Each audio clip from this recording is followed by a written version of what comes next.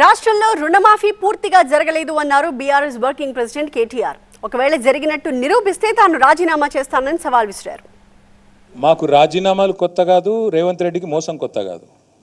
రాజకీయ సన్యాసం తీసుకుంటా అని మాట తప్పిన సన్యాసి ఎవడండి? కొడంగల్లో ఓడిపోతే రాజకీయ సన్యాసం తీసుకుంటా అని డైలాగులు కొట్టి 2018లో మాట తప్పిన సన్యాసి ఎవడు?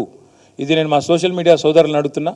ముఖ్యమంత్రికి నిజంగా దమ్ముంటే ఆయన నా సవాల్ స్వీకరించాలి. Let him accept this challenge.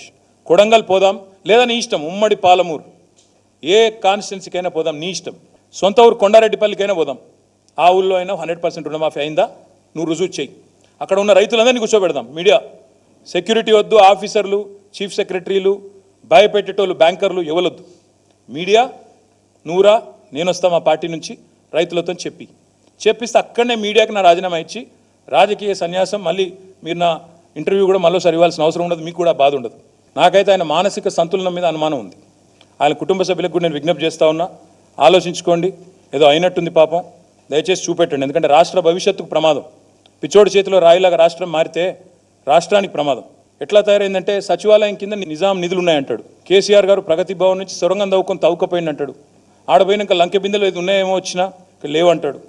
తర్వాత ఇప్పుడు సడన్గా దిల్సుఖ్ నగర్లో విమానాలు దొరుకుతున్నాయి అంటాడు. బాక్రానంగల్ ప్రాజెక్ట్ తెలంగాణలో ఉందంటాడు. దావోస్కి పోతేనేమో IT is a nuclear chain reaction అంటాడు. మాకు నిజంగా డౌట్ వస్తున్నది. అక్కలు ముంచుతారు, జూబ్లీ బస్ స్టాండ్ కాడ అడుక్కునే పరిస్థితి వస్తుంది అంటాడు. మళ్ళీ నిన్న బంజారాయిల్స్కి వచ్చిండు. మేము బంజారాయిల్స్ బస్ స్టాండ్ కాడ అడుక్కుంటాం. మొన్న జూబ్లీ బస్ స్టాండ్కి వెళ్ళి బంజారాయిల్స్కి వచ్చిండు. అందుకే అంటున్నా నేను, పాలననేమో చెత్తగా ఉందని ప్రజలు చెప్తున్నారు. గురుకులాల పిల్లలకు విషాహారం, అక్కడ పిల్లలు బాధపడుతున్నారు. నగరంలో నేరాలు ఘోరాలు మీరే రాస్తున్నారు, పత్రికలు రాస్తున్నాయి. 30 రోజుల్లో 28 మర్డర్లని. అవన్నీ అటుపోయినాయి. 19 సార్లు ఎక్కే విమానం దిగే విమానం అన్నట్టు ఇవాళ కూడా ఢిల్లీలో ఉన్నాడు 19వ సారి. నాకు తెలిసి ఇది ఒక రికార్డు. కేసీఆర్ గారు 10 నెలలు కూడా 19 సార్లు పోయినట్లేరు. ఈయన పాపం 8 నెలలనే 19 సార్లు, ఇంకెన్నిసార్లు పోవాలనో.